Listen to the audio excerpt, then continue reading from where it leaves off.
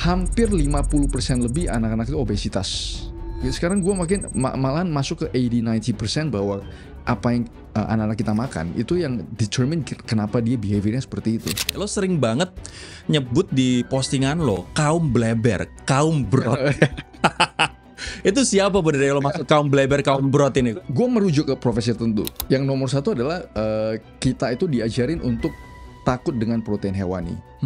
Itu yang menurut gue one of the worst deh. Daging merah menyebabkan kanker lah, colon cancer lah, bikin udara tinggi, bikin lu kena stroke, telur kasih lu serangan jantung and all that kan. Artinya vegan vegetarian lo nggak menyarankan? Sangat tidak. Masyarakat Indonesia itu konsumsi gula, tepung terigu dan beras. Itu gula-gulaan semua, karbohidrat. 180 sampai 190 kilo per orang per tahun. Ini salah satu yang bikin nama Felix rame juga di sosial media karena ngomongin GMO. Tidak hanya rame tapi banyak musuhnya juga. Kalau bagi gue pribadi sendiri sih, tanamannya sendiri, for me it's fine. Praktisnya itu adalah lu semprot glyphosate itu ke dalam tanaman itu. Jadi otomatis soybean yang kita panen itu udah terkontaminasi dengan glyphosate. Menurut gue MBG itu, ya gue sih personal opinion gue, it's a bad program. Program yang not good ya. Kenapa? Karena menurut gue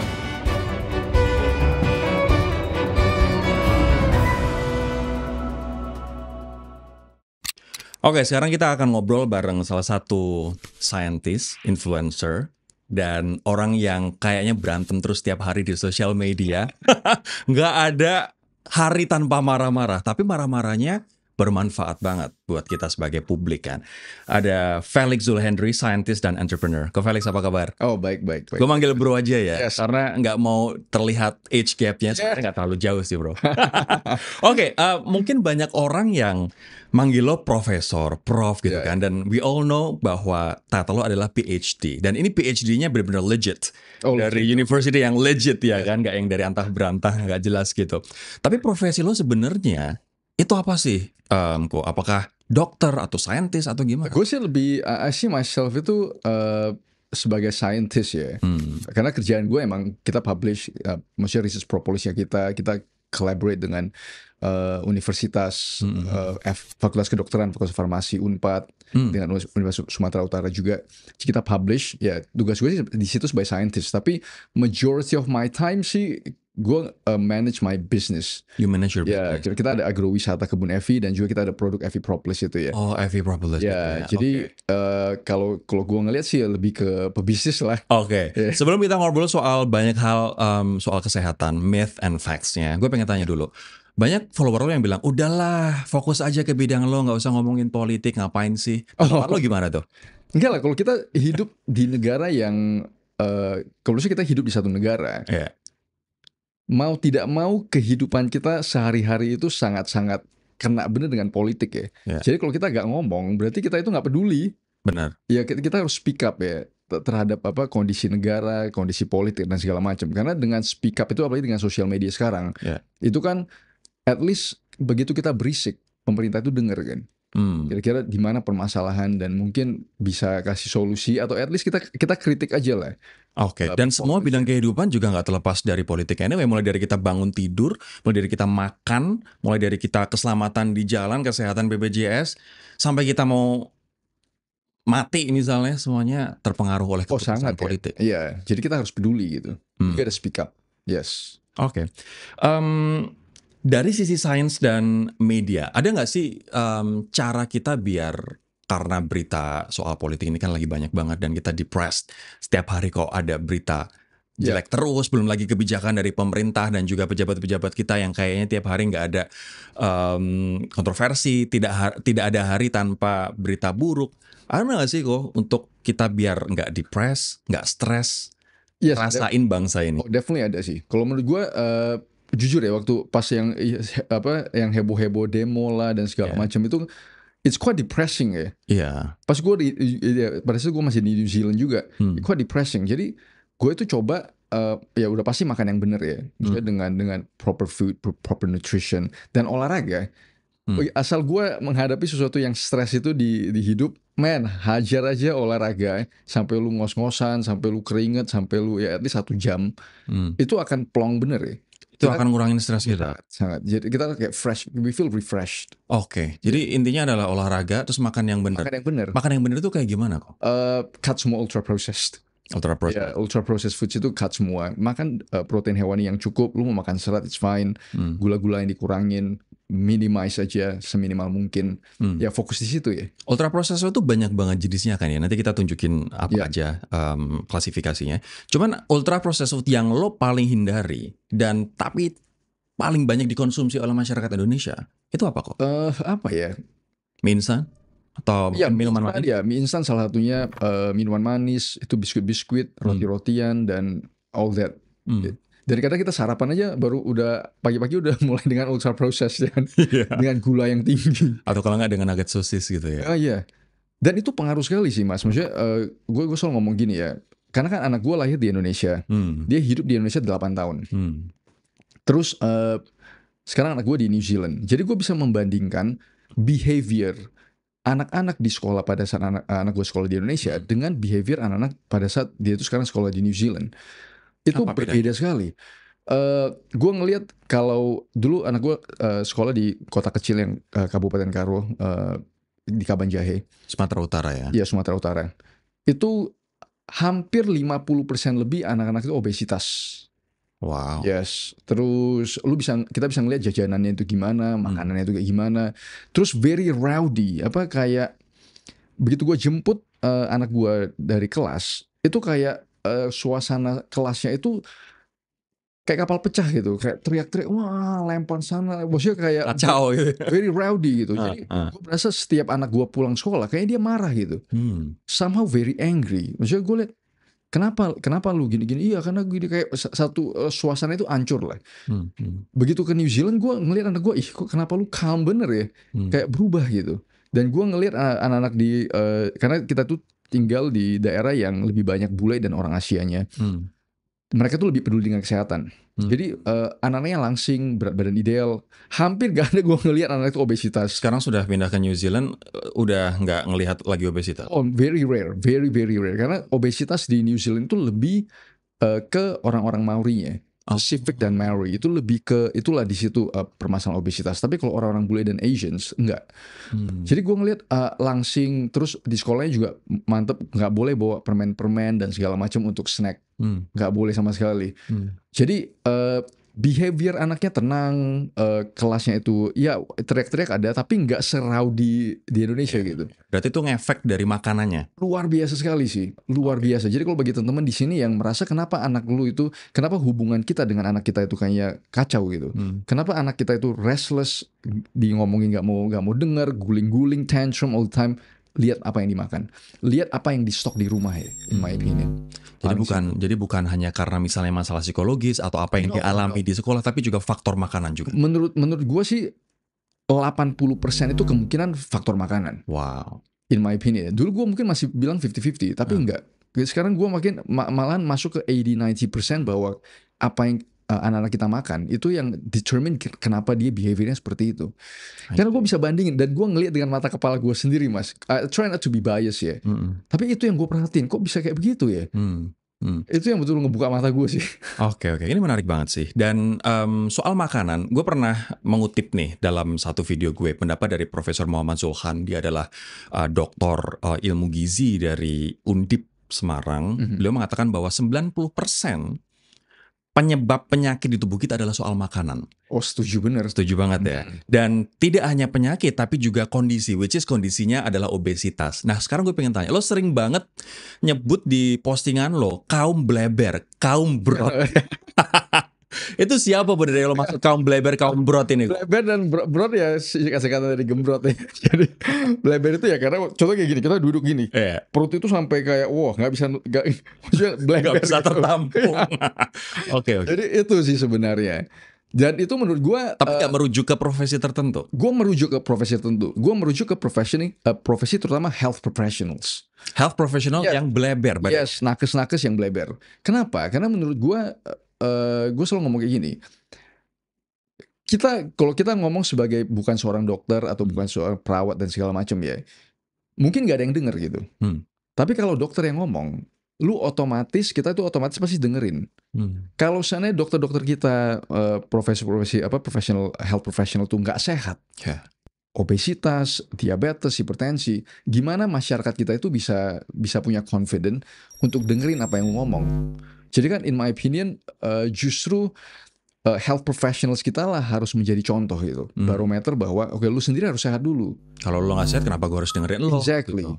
Jadi kan hilang kredibilitasnya kan? Ini sama kayak di industri fitness sih. Kalau misalnya PT kita aja bentuknya nggak jelas, nggak fit, nggak menginspirasi kita untuk juga berubah dan kerja keras, nggak ngapain gue bayar lu dan dengerin lu gitu. Betul, yes. Karena kan emang credential itu, maksudnya ya kita itu punya confidence untuk ngasih suatu advice karena kita sendiri udah ngejalanin itu kan. It's very different. Contoh kayak gini. Makanya gue demen sekali, banyak sekali dokter-dokter yang badannya fit, yang main sosial media, yang kasih informasi. Oh man, itu gue demen bener. Dan gue selalu kasih tau followers gue, kalau seandainya lu mau nyari dokter, lu cari dokter yang kayak begitu. Oh, DM mereka, nanya mereka, karena mereka udah jalanin gitu loh. Jadi mereka pasti tahu gimana caranya. Tapi kalau lu sendiri obesitas, diabetes, dan hipertensi, lu nyari dokter yang juga bentukan sama kayak lu. Gimana? Menurut lo Om, kalau tadi yang lo kritik adalah health professionals yang ternyata mereka juga bleber dan tidak walk the talk. Yes. Apa menurut lo advice atau saran dari health professionals yang banyak lo lihat ini merupakan kesalahan basic? Yang nomor satu adalah kita itu diajarin untuk takut dengan protein hewani. Itu yang menurut gue one of the worst deh. Tunggu, masih banyak dokter sekarang yang berpendapat begitu? Banyak. Karena gue udah lama nggak ke dokter ini, Bang. Iya, banyak. Terutama di kayak daging merah menyebabkan kanker lah, colon cancer lah, bikin lu darah tinggi, bikin lu kena stroke, telur kasih lu serangan jantung, and all that kan. Jadi menurut gue itu stemming dari ketidakmauan mungkin ya, atau ignorance terhadap data-data yang ada gitu loh. Ya, gue selalu bilang, kita ngelihat aja data apa yang masyarakat Indonesia konsumsi, dan sekarang gimana incidence penyakit-penyakit kronis yang ada di Indonesia. Dengan simple correlation kan kita tahu ya, walaupun mungkin ya orang mau berargumen bahwa itu bukan penyebab. Kan orang selalu bilang bahwa correlation doesn't equate to causation. Artinya korelasi itu bukan penyebab gitu kan. Ya tapi at least kan lu tahu ada tanda-tanda di situ kan. Tapi kita adalah negara dengan salah satu jumlah sakit jantung tertinggi di dunia. Oh ya. Sementara konsumsi daging merah kita salah satu terendah di dunia. Exactly. Dan what is the cause of kita banyak sakit jantung? Ya karena makan karbohidrat dan gula terlalu banyak kan. As simple as that. Karena kita bisa ngelihat bahwa penyakit jantung itu ya berhubungan sekali dengan tipe 2 diabetes, dengan gula darah yang tinggi, dengan obesitas. Dan itu kita bisa ngelihat, oke, berapa banyak karbohidrat yang masyarakat Indonesia konsumsi, berapa banyak protein yang kita konsumsi. Masyarakat Indonesia itu konsumsi gula, tepung terigu, dan beras. Itu gula-gulaan semua, karbohidrat. 180 sampai 190 kilo per orang per tahun. Wow. Kita konsumsi daging ayam, telur, dan daging sapi, total itu cuma 10 kilo per tahun. Per orang per tahun. Jadi 18 sampai 19 kali gitu loh. Karbohidrat lebih banyak daripada protein. Tapi lu nyalain bahwa kita makan terlalu banyak protein. Dengan kita ekspansi lagi data yang ada, kita ngelihat Singapura contohnya. Singapura sekarang jadi blue zone. Berapa banyak yang mereka konsumsi? Oh, mereka konsumsi itu 5 sampai 6 kali lebih banyak protein hewani daripada kita. Kita masuk ke Taiwan. Taiwan juga salah satu yang the longest living. Itu bahkan di piringnya mereka itu 50% protein hewani. Kita masuk ke Hong Kong. Hong Kong juga salah satu yang the longest living. Lagi-lagi protein hewani itu salah satu justru yang paling dominan di dalam apa yang mereka konsumsi gitu loh. Artinya vegan vegetarian lo nggak menyarankan? Sangat tidak. Oh, in my opinion definitely not. Definitely not. Karena lu kekurangan essential amino acids, protein hewani, protein yang esensial, essential fatty acids, omega 3, EPA dan DHA kurang. Micronutrients B12, iron, zinc, all that. Semua yang penting-penting itu malah lu kekurangan gitu. Tapi Om tunggu. Tapi ini pun walaupun tinggi protein, tergantung cara masaknya dong. Karena bahan makanan yang sehat kalau dimasaknya salah, misalnya goreng-gorengan, tepung-tepungan, akan jadi racun juga anyway. Oh yes, exactly ya. Kalau goreng sih, gue sih sekarang udah agak menghindari ya. Goreng bagi gue mungkin masih oke selama jangan tepung yang lu goreng. Ya kan? Kalau tepung yang goreng adalah gula goreng kan, literally. Tepung kan literally karbohidrat kan. Combo killer ya. Udah makan gula yang digoreng, minuman manis, oh man. Jadi kan ya hindari. Kalau gue sih gue sekarang demennya sop sih. Itu lebih sehat. Oh, very nice. Jadi walaupun Very soothing. protein, daging ayam, telur, daging sapi, tapi cara masaknya juga harus lo perhatiin yang sehat Ya, ya. maksudnya jangan sampai gosong lah ya. Kayak kalau lu goreng atau lu grill atau lu bakar ya lu jangan sampai gosong gitu. Oke. Kalau misalnya kayak sate atau ayam bakar Ya, gitu, aman nggak sih sebenarnya? permasalahannya ya gosongnya itu sih. Itu kan carcinogen sih. Dimana gula, kenapa sesuatu bisa gosong itu karena protein ketemu gula, ketemu panas kan, ketemu minyak. Jadi kan it's just being dikasih panas yang luar biasa tinggi, jadi gosong gitu loh. Yang gosong itu ya carcinogens. Carcinogen, Ya, penyebab kanker ya, dalam tubuh kita. contributor apa? Yep. Oke, artinya yang aman itu ya itu tadi dibikin sop rebus-rebusan. Ya kalau gue sih sop terus baking mungkin masih lebih oke ya. Pakai oven. Pakai oven. Terus pan fry ya masih oke lah. Pan fry ya. Frying. Minyaknya dikit gitu ya. Kalau minyak sih gue jujur nggak masalah sih. Nggak masalah Ya. minyak. Minyak in my opinion kalau animal fat is okay. Coconut oil gue pakai. Butter. Butter oke. Olive oil gue pakai. Oke. Avocado oil kalau ada. Oke. Tapi gorengan lo tinggalin, lo nggak pakai. Nggak, kalau deep frying, really eat deep fried. Jarang lah. Ya, ya. Maksudnya karena deep frying itu kan satu wasting sekali ya. Kalau kita di rumah lu deep fry, minyak begitu banyak lu cuma pakai sebentar, terus pakai 2 kali 3 kali. Jadi kan Jelantah. Oxidized fat. Oke. Nah, kita akan sekarang bahas soal gula ya. Ini salah satu hal yang Ko Felix juga bahas secara mendalam gitu. Berapa banyak sebenarnya batas aman konsumsi gula buat cowok sama buat cewek? Gue pernah baca FDA kalau nggak salah atau WHO itu merekomendasikan kalau cowok misalnya maksimal 9 sendok teh per hari. Kalau cewek 5 kebalik. Cowok 9, cewek maksimal 5 sendok teh per hari. Itu benar atau nggak? In my opinion no sih. Karena gue sama sekali menghindari bener ya gula. Maksudnya gula tambahan di dalam apapun. Kenapa? Karena karbohidrat itu, kita harus tahu dulu, gula, karbohidrat itu adalah chain of sugars. Karbohidrat itu adalah rantai gula kan. Contohnya kayak starches, zat pati. Kalau kita makan nasi, tepung terigu, tepung-tepungan atau tepung sagu, whatever itu kan karbohidrat adalah gula yang dirantaikan. Jadi itu consider sebenarnya sugar kan. Nah, kita makanan utama kita aja udah karbohidrat gitu. Gula itu ya. Lu nambahin lagi gula tambahan. Jadi kan lu jadi double gula gitu. Ya, gue langsung keinget pola makan kita nih. Ini pola makan gue juga sebelum gue paham sih. Jadi pagi gue akan makan nasi uduk. Atau kalau nggak bubur ayam. Minumnya teh manis anget. Ya kan. Terus habis itu nanti jam 10 mungkin gue akan beli boba. Atau misalnya es teh aren gitu-gitu lah, kopi aren. Terus jam 12 gue akan makan nasi lagi. Plus mungkin tahu, tempe goreng, ayam goreng, kerupuk. Terus minumnya es teh manis. Gula semua berarti. Dan itu baru makan siang lo ya. Belum lagi sampai sebelum tidur. Jadi kan iya, karena kita itu nggak aware gitu berapa banyak gula yang ada di makanan kita. Jadi begitu kita bilang oke, dengan gula-gula tambahan itu kita udah double the sugar kan. Jadi sangat-sangat tidak mengherankan gitu bagi teman-teman yang masih tidak aware atau masih mencoba denial terhadap fakta ini. Kita bisa ngelihat seberapa banyak sekarang anak-anak remaja kita tuh yang kena tipe 2 diabetes. Kemarin yang di Kabupaten Badung yang Bali itu hampir 50% ya kalau nggak salah. Itu tipe 2 diabetes atau pre-diabetes gitu di remaja. Wow. Jadi kan kita bisa ngelihat tipe 2 diabetes yang dulunya ditemuin di orang-orang tua, sekarang anak kecil gitu. Karena konsumsi gula berlebih. Exactly, karena konsumsi gula yang luar biasa banyak kan. Oke. Jadi lo lebih memilih no added sugar, no gula tambahan. No, definitely not. Karena contoh kadang kita keluar, kita makan di restoran. Kadang pas kita pesen makanan yang protein pun tiba-tiba ada gulanya di situ kan. Karena mungkin sausnya. Betul. Kadang kita kecapnya, kadang kalau kita bikin kita makan sopnya itu juga kadang dikasih gula ya kan. Jadi kan gitu-gitu aja udah ada gula gitu. I see. Apalagi kalau kita nambah dengan minuman gula yang Iya. Jadi sangat-sangat tidak heran kenapa Indonesia itu sekarang darurat diabetes. Tipe 2 diabetes terutama. Apalagi kalau makan yang kayak Coke, kayak misalnya Coca-Cola, Sprite atau Fanta itu gula semua kan? Gula semua. No nutrition value. Yes, dan kita bisa ngelihat kan, Mas, maksudnya BPJS kita bangkrut. Literally. kemarin gue baca salah satu rumah sakit yang IPO record profit rumah sakit. Terus kalau kita ke Pineng, gue tadi ada lihat video itu Pineng, semuanya orang Indo tuh yang berobat ke sana. Jadi kan ini kita bisa ngelihat bahwa seberapa sakitnya itu Indonesia itu loh. Dan itu tidak akan terlepas dari apa yang kita konsumsi. Tapi soal kesehatan tubuh, apa sih konsekuensi dari kita konsumsi gula berlebih?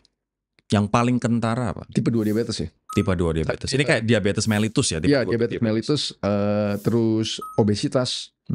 Dan itu semua lah, makanya ada yang ngomong ya, diabetes is the mother of all diseases. Diabetes adalah induk semua penyakit.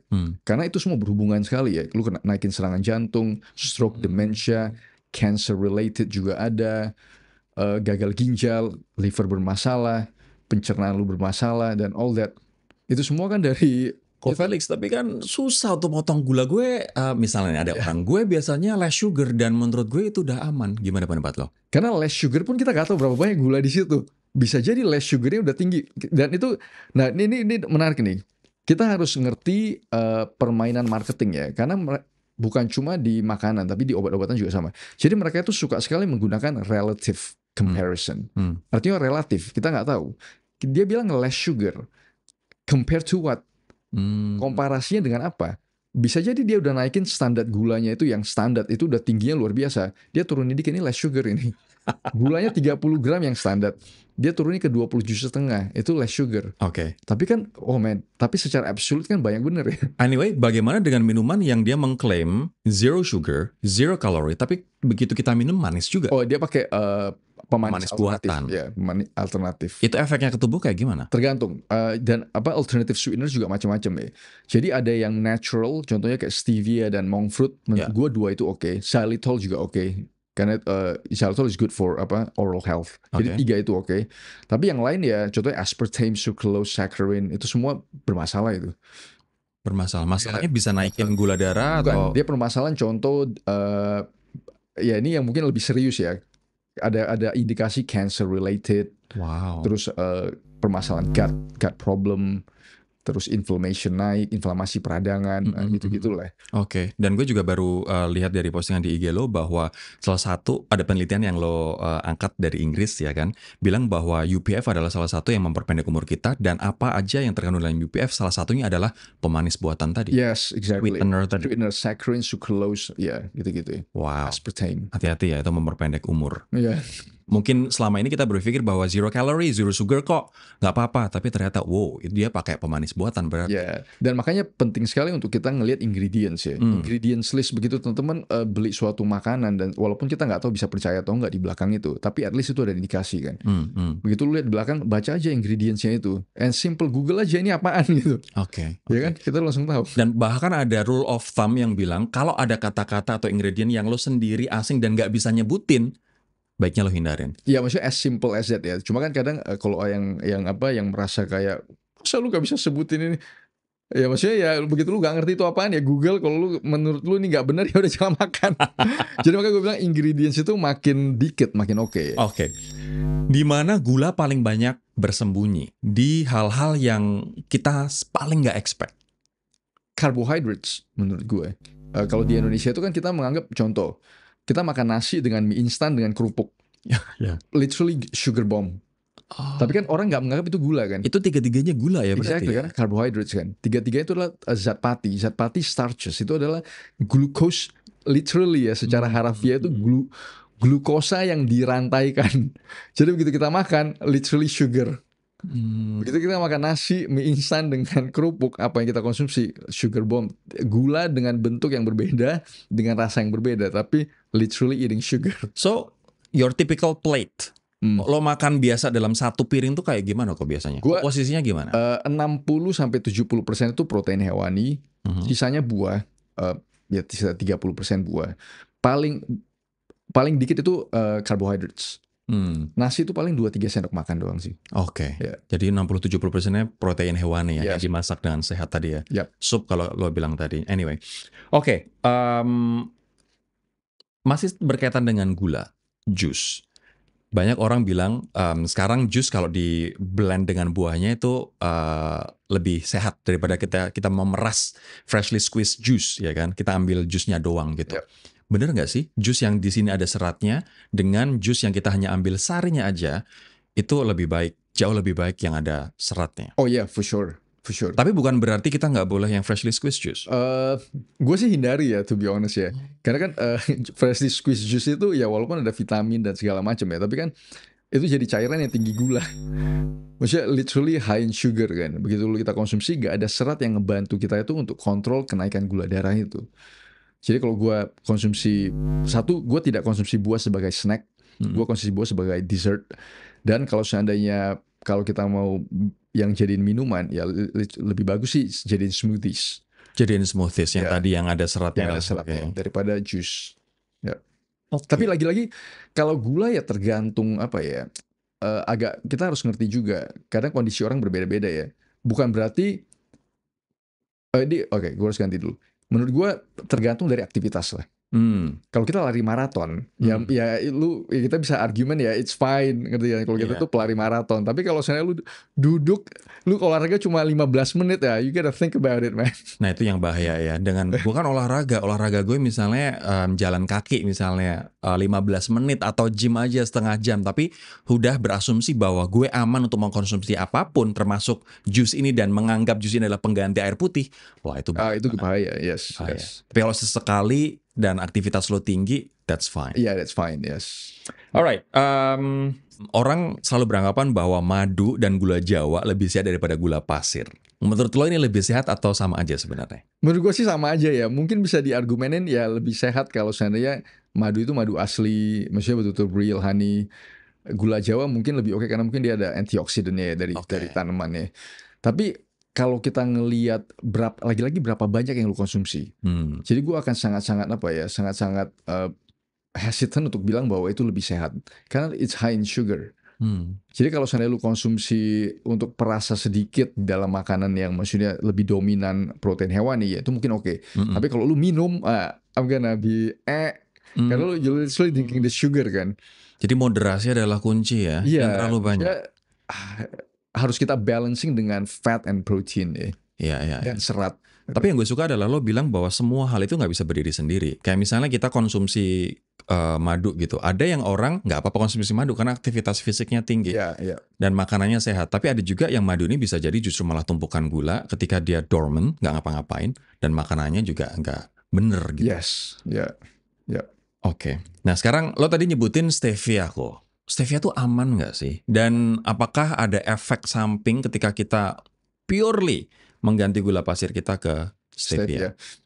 Stevia itu udah lama sih sebenarnya. Maksudnya researchnya udah banyak. Dan research terbaru itu tunjukin stevia itu it's quite good for bagus untuk kesehatannya kita. Dia punya anti-cancer properties, anti-diabetic properties. Oh ya? Iya, dia ada anti-diabetic properties juga. Tapi lebih ke in vivo sama experimental studies ya. Ya bagi gue oke bener karena kita pakainya sedikit. Stevia itu gue gue lupa nama compoundnya itu. Ada 2 jenis sih sebenarnya. Stevia sama rebau whatever sites. Itu rasa manisnya tuh hampir ribuan kali lebih manis daripada gula gitu. Jadi kita pakai setetes. Kita bakal pakainya dikit doang kan. Jadi in my opinion ya itu alternatif yang lebih oke. Oke. Yes. Tapi dengan konsumsi jangka panjang, it's fine. It's fine. Yeah, in my opinion I think it's fine. Yeah. Ada apa dengan gula pasir? Apa yang membuat gula pasir kok lo bilang big no-no? Lagi-lagi kita harus ngerti gula pasir itu ya karena naikin gula darah ya.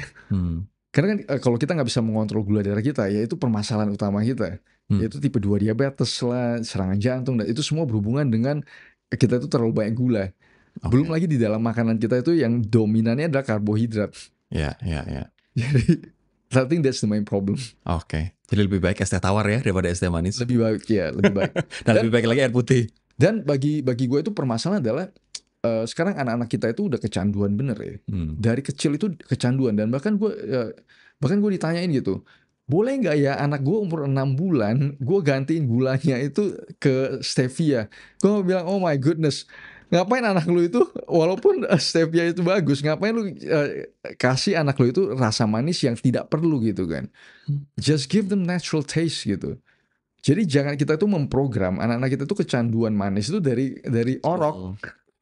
Apa gak pada saat gede itu mereka itu udah betul-betul hook gitu loh. Iya. Gue jadi ingat ada video yang viral juga di sosial media, ada anak kecil yang dia kalau dikasih permen nggak mau, dikasih es krim nggak mau, dia maunya justru malah dikasih jagung rebus, singkong rebus, edamame.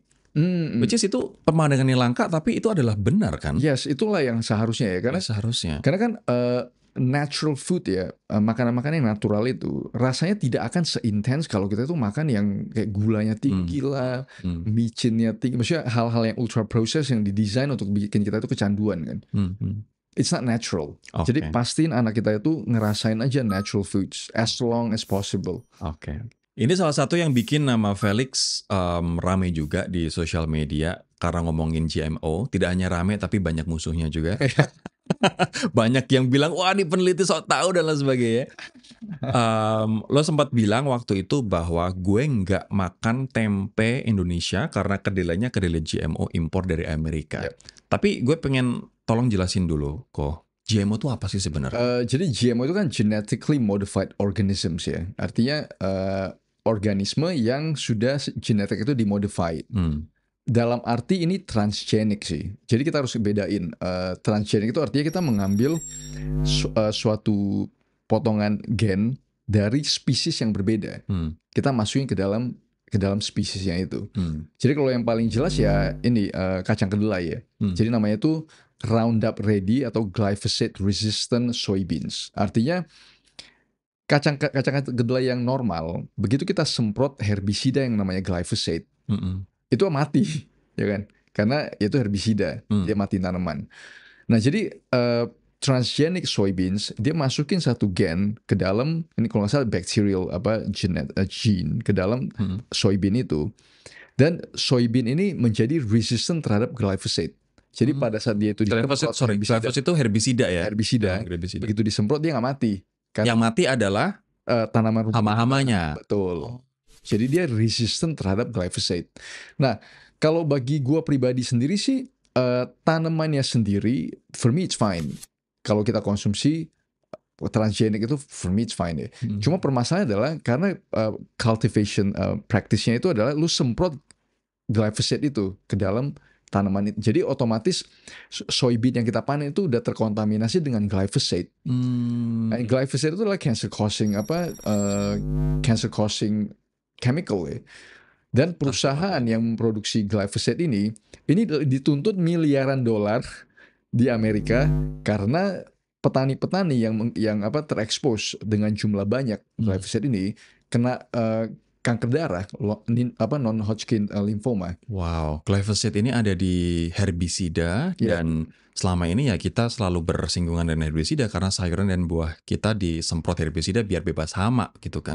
Beda. Kalau herbisida itu khusus untuk matiin tanaman. Pestisida itu ya itu grup besarnya. Terus ada juga insektisida. Insektisida itu untuk semprot untuk matiin serangga. Ya, tapi ini khusus yang herbisida. Dia matiin tanaman gulma yang sekitaran tanaman yang kita mau.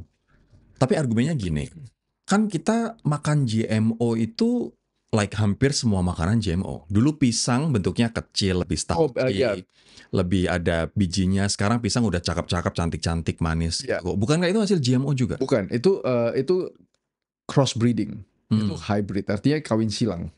Kita kawin silang, kita cari genetik yang bagus, kita kawin silangin, akhirnya ketemu satu yang kita mau bentukannya. Contoh kayak pisang Cavendish dan segala macam itu hasil crossbreeding. Ya makanya harus hati-hati. Karena pisang zaman dulu seratnya tinggi, gulanya nggak tinggi. Betul. Pisang sekarang itu literally full of sugar kan.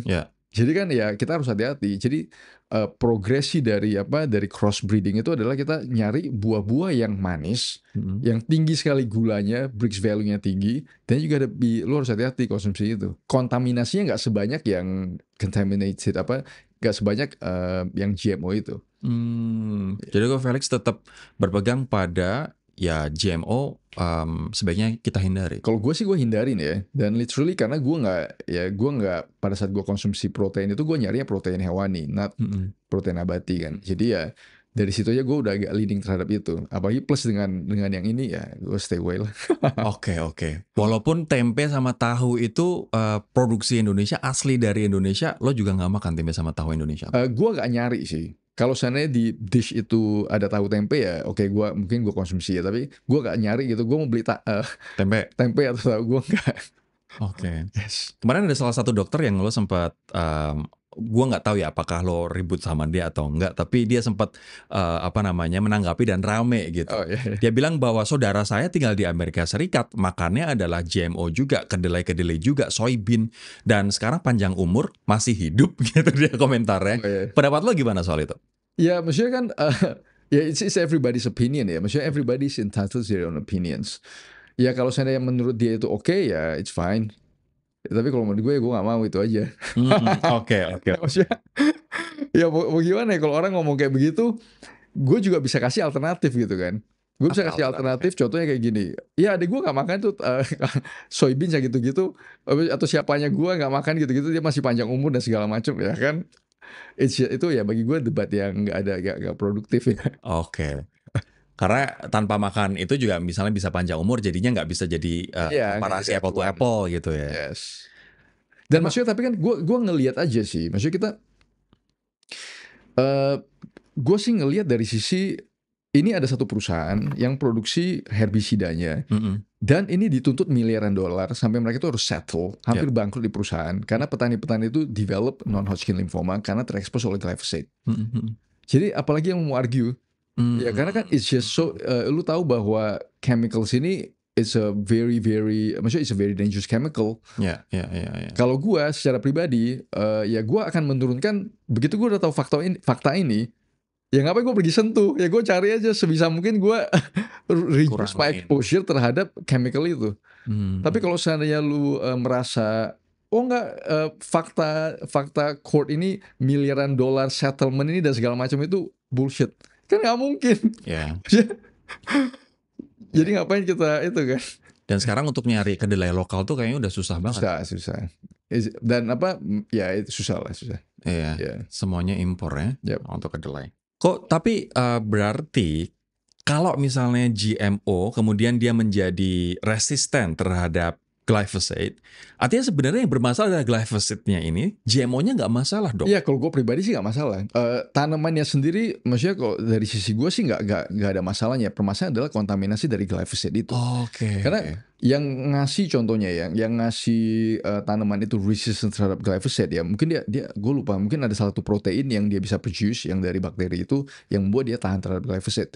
Ya protein aja kan. Maksudnya when you consume it, I think it's fine. Ya.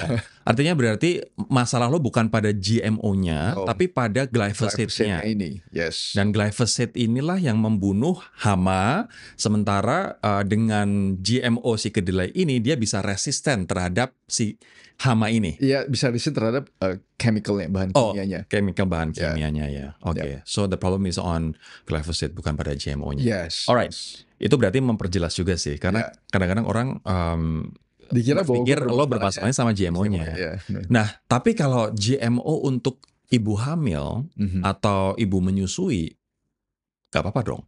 Ya lagi-lagi kita harus lihat kontaminan dari bahan kimianya itu kan. Ya itu harus kita hindari kan. Bahkan ada studi yang tunjukin karena glyphosate ini penggunaannya udah luar biasa banyak ya.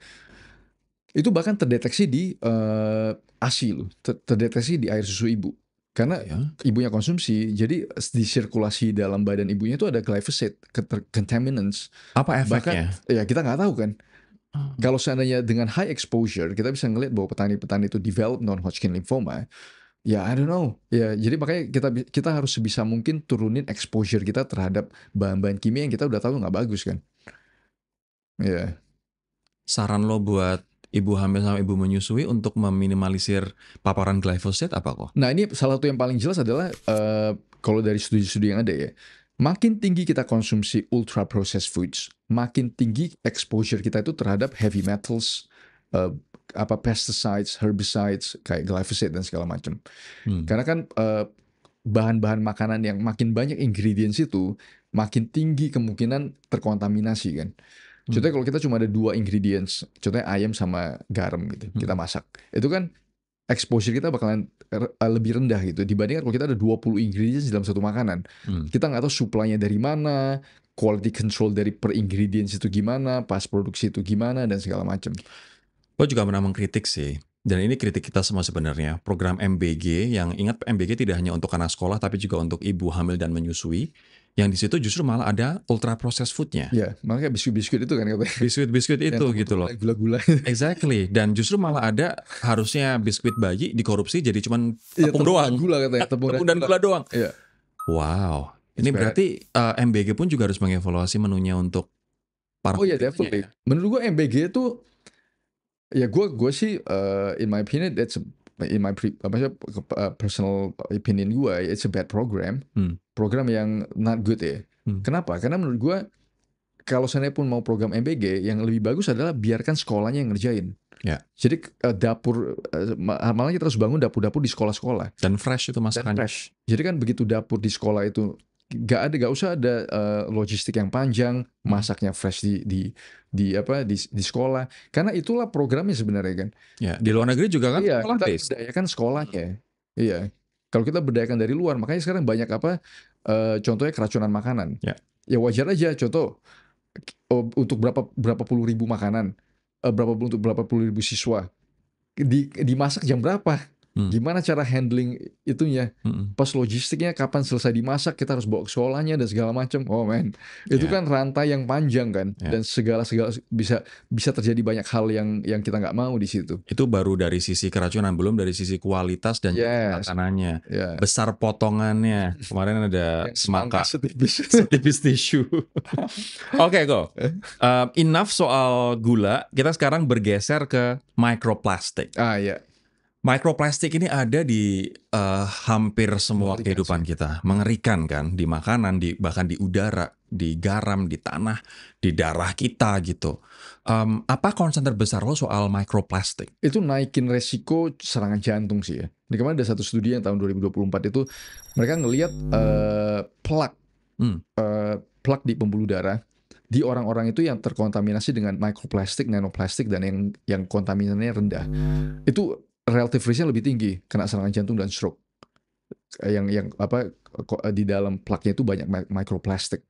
Jadi ya itu salah satu risiko yang tinggi ya, microplastik itu. Oke. Apa kebiasaan orang Indonesia khususnya yang membuat kita jadi terpapar microplastik lebih tinggi? Permasalahan gue sih air galon deh. Air galon? Iya, itu juga gue sampai sekarang gue bingung itu. Gimana cara, karena gue juga pakai kan. Kayak goodness, gimana? Gue kasih solusinya pakai air purifier tuh, yang di belakang gue itu. Kita kalau di tempatnya gue ada pakai air purifier itu yang bakalan itu.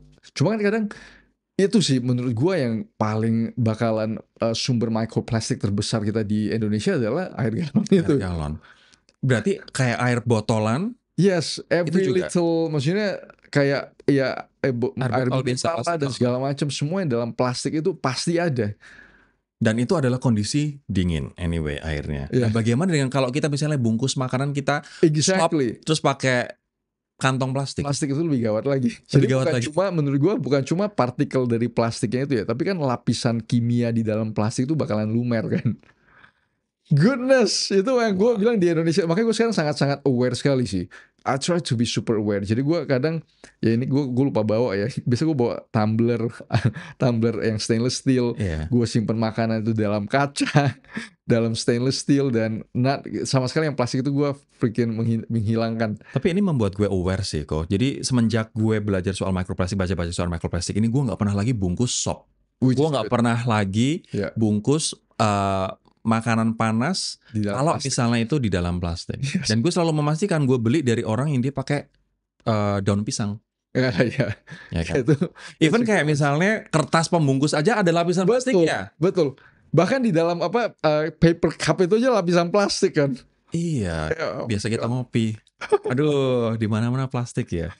Oke. Terus cara lo gimana untuk meminimalisir itu? Kalau kita stop sama sekali kayaknya susah ya. Kita udah dipenuhi keliling oleh plastik. Tapi meminimalisir cara lo gimana? Nomor satu adalah kita simpan makanan jangan di dalam wadah plastik sih. Kalau di rumah itu ada wadah-wadah plastik, buang aja. Beli aja stainless steel dan yang kaca. Itu simpan makanan. Terus kemana-mana itu usahain bawa tumbler. Terus ini ada satu studi yang menarik.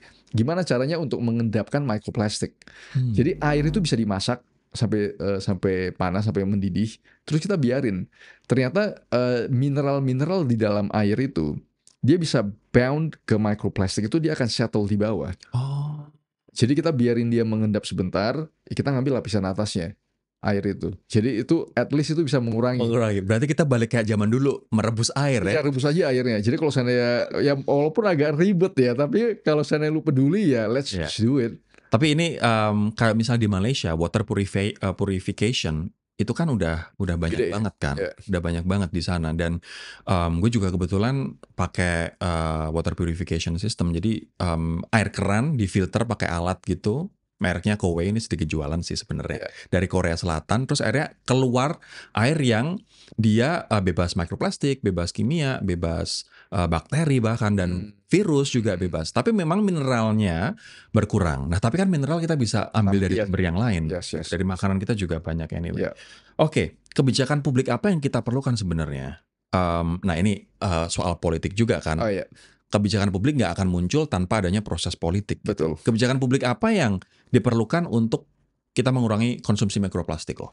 Menurut gue adalah food packaging itu ya. Maksudnya kayak contoh di Bali kan, mungkin gue nggak tahu udah di jalan atau belum. Contohnya banning yang air yang kecil itu kita nggak pakai lagi ya. Mungkin hal-hal yang seperti itu ya. Jadi styrofoam udah nggak ada lagi tuh di Bali. Sekarang mereka pakai paper based packaging kan. Ya maksudnya hal-hal yang seperti itu yang bisa kita kerjain. Maksudnya sebisa mungkin kita minimalisir penggunaan plastik yang nggak perlu gitu. Yang cuma single use packaging kita usahain sebisa mungkin kita turunin, kita gedein size-nya, jangan yang kecil-kecil juga kita banyak. Itu. Oke. Tapi memang paling aman tetap masak di rumah sendiri aja. Oke, kita ada di segmen mitos versus fakta. Kita sudah going towards our end of the conversation. Ini mitos atau fakta? Tolong dijawab dengan sejujur-jujurnya. Angkat beban atau olahraga berat bikin saraf kejepit kok. Menurut gue sih antara mitos dan fakta ya. Kalau dibilang fakta mungkin karena teknik yang salah, itu aja sih. Jadi makanya gue bilang personal trainer itu penting. Kalau pada satu teman yang belum pernah angkat beban, menurut gue the best investment adalah personal trainer. Karena kita beli waktu dan kita beli teknik dan kita itu minimalisir cedera kan. Kalau lo beralasan, aduh personal trainer mahal, lihatlah handphone lo, lihatlah Labubu lo, lihatlah tas lo gitu ya. Mending investasiin ke personal trainer. Alright, kalau mau kurus, kardio doang, kayak lari, padel, tenis, itu aja udah cukup. Mitos sih. Kalau menurut gue olahraga itu, in my opinion, the highest order itu menurut gue adalah resistance training. Karena di situ kita bangun otot kan. Resistance training itu kayak weight training, weightlifting, gitu. Gym gitu lah ya. Gym, calisthenics, itu kan semua resistance training ya. Begitu masa otot kita naik, udah otomatis kita tuh akan bakar lebih banyak kan. Karena otot itu kan very metabolically expensive. Dia harus burn banyak oxygen, energy dan segala macam. Jadi dengan bangun massa otot ya justru kita akan lebih gampang membakar lemak. Jadi resistance training atau tadi kayak gym, calisthenics itu adalah fondasi semua olahraga. Baru setelah itu kita boleh olahraga. Oke. Jalan santai atau olahraga ringan saja cukup untuk menjaga kesehatan jantung dan pembuluh darah. No. Kenapa? Jalan santai, menurut gue itu olahraga itu harus dengan intensitas.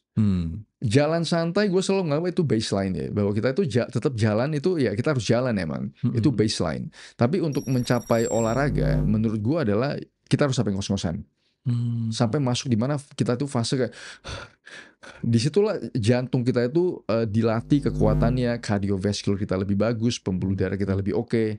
In my opinion harus sampai fase di situ. Jadi ada pendapat yang mengatakan udah cukup kok saya jalan santai misalnya sehari setengah jam. Enggak, itu adalah basic. No, kurang. Itu kurang. Oke. Ini yang tadi udah kita bahas, tapi gue butuh penegasan dari lo lagi. Protein hewani adalah penyebab kanker dan kolesterol tinggi. No, sama sekali bukan. Jadi permasalahannya adalah menurut gue sih karena studi-studi yang dulu ya. Mereka itu lump semua protein hewan itu jadi satu. Contoh yang ultra processed pun dijadiin jadi sebagai animal protein. Contohnya sosis lah, nugget dan gitu-gitu. processed meat itu dijadiin bahwa itu animal protein, padahal kan bahan campurannya banyak ya.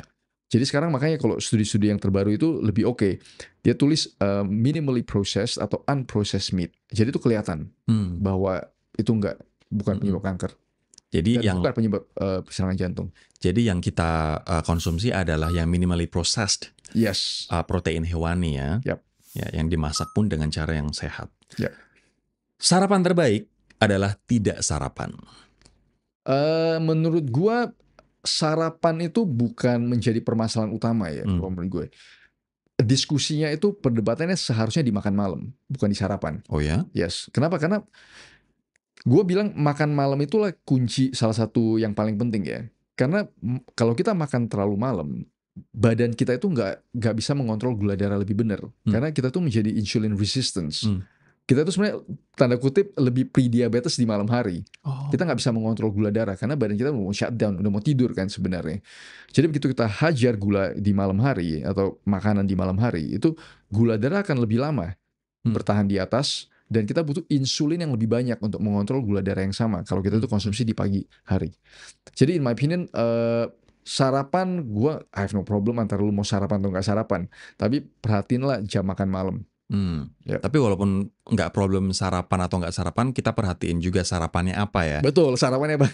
What do you suggest untuk orang bersarapan? Karena di Indonesia biasanya orang sarapan bubur, nasi uduk, kalau nggak sereal yang manis. Iya, itu tambah susu. Ya, itu kan gula semua kan. Gula semua. Lo saranin apa? Gue sarapan telur ya.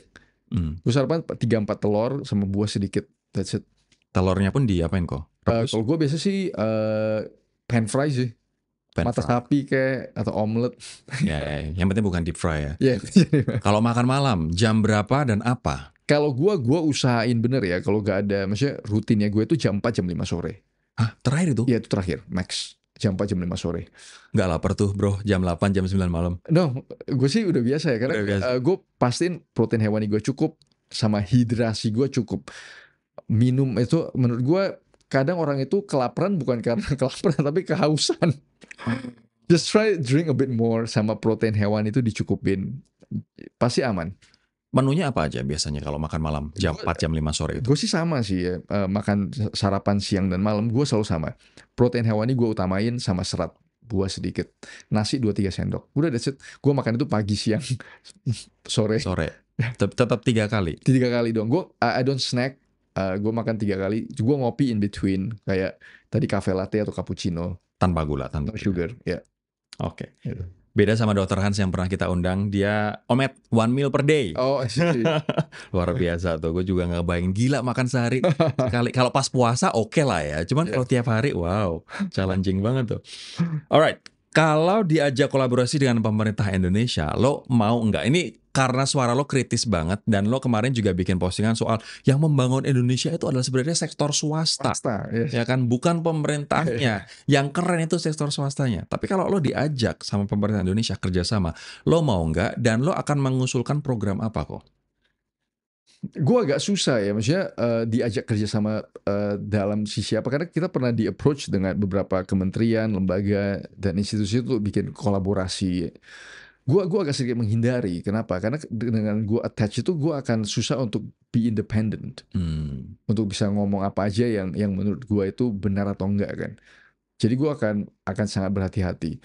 Kalau seandainya untuk kerjasama, sekarang pun kita kerjasama dengan universitas contoh. Kan kita kerjasama collaboration research dengan lebih bagus gue ke arah situ. Oke. Dan itu lo nggak ada kayak vested interest atau konflik kepentingan misalnya? Nggak ada. Tidak ada hubungan dengan politik kan. Lebih bagus gue berkolaborasi, lebih bagus gue berkontribusi itu dari sisi scientific collaboration. Itu kalau boleh tahu pemerintah approach untuk bikin apa? Bikin apa ya, konten ya yang support suatu program lah. Oh, program pemerintah. Dan lo bilang enggak deh, enggak lah, gue lah, no thank you. Wah, oke. Tapi kalau boleh satu kebijakan yang harus pemerintah adopsi saat ini soal kesehatan masyarakat, itu apa kok? Yang kemarin seharusnya dikerjain tapi sekarang karena di lobby, yaitu Nutrigrade. Yang BPOM bilang udah mau diterapi di lobby Amerika. Nah, menurut gue itu salah satu yang paling penting. Ini berarti kayak klasifikasi tinggi gula, sedang gula, rendah gula gitu kan? Itu yang kayak di Singapura ya. In my opinion, it's a correct step moving forward ya. Itulah yang harus dikerjain. Walaupun gue nggak tahu seberapa efektif untuk masyarakat Indonesia, tapi at least ada sesuatu gitu begitu kita ngelihat, wah ini D nih, wah ini gue nggak boleh nih. At least kayak simple lihat aja, oh ini janganlah. Mungkin efeknya tidak akan orang langsung berubah, tapi pelan-pelan pasti orang akan pasti kan lebih aware kan. Itu dia ngambil sesuatu, wah ini D nih, oh janganlah. Dan kita harus akui banyak produk Amerika yang masuk kategori D. Oh iyalah, ya itulah because that's what they are good at. Exactly. Dan itulah kenapa American diet sekarang orang menyebutnya one of the worst in the world. Iya, makanya namanya kalau di dalam scientific papers ya namanya SAD diet. Standard American diet, SAD. Parah. Oke, terakhir banget nih. Kalau lo dikasih kesempatan buat kasih satu saran ke teman-teman yang nonton ini, anak muda ataupun mungkin generasi X gitu, soal hidup sehat, lo akan nyaranin apa kok? Menurut gue apa yang gue saranin ya, mulailah dari rumah. Jadi kan kita itu selalu komplain soal kita keluar kemana-mana itu ketemu makanan ultra processed lah dan segala macam. Terus ada kadang ibu rumah tangga yang bilang, wah gimana gue keluar aja anak gue ngeliat jajanan semua gitu segala macam. Tapi kan rumah itulah di mana kita makan 80-90% kan makanan kita. Jadi kalau di rumah kita udah clean, udah bersih. Kalaupun anak itu keluar ataupun kita keluar, kita terpapar, itu kan resikonya udah sangat-sangat rendah gitu. Kita 80-90% kita makan yang benar di rumah. Jangan stok apapun, maksudnya harus agak ekstrim karena kita hidup di lingkungan yang ekstrim sekarang. Kalau orang zaman dulu ya, kalau Mas kita ngomong kayak gini, kenapa orang zaman dulu boleh makan apa aja tapi gak apa-apa? Coba lihat orang zaman dulu keluar makannya apa yang di sekitaran mereka. Alami. Iya kan? Tapi begitu kita keluar sekarang, 99% I would say makanan-makanan sampah semua kan. Jadi kita harus mengambil suatu langkah yang ekstrim. Yang menurut gue tidak ekstrim, yaitu bersihin lah rumah kita itu dari ultra processed. Kulkas kita stok telur, ayam, ikan, daging, buah, sayur, lemari makanan. Lu stok aja kalau mau kan beras ya it's fine, garam, udah minyak makan, ya gitu-gitu aja, teh, kopi. That's what you're eating. Kacang-kacangan kalau mau snack. Tapi yang lain itu jangan, karena begitu di rumah kita bersih, kita keluar, kita akan terpapar minimumnya minta ampun. Jadi kita akan jauh lebih sehat. Ko Felix, thank you banget buat waktunya ya. Thank you. Sehat terus, sukses terus, Ko. Thank you.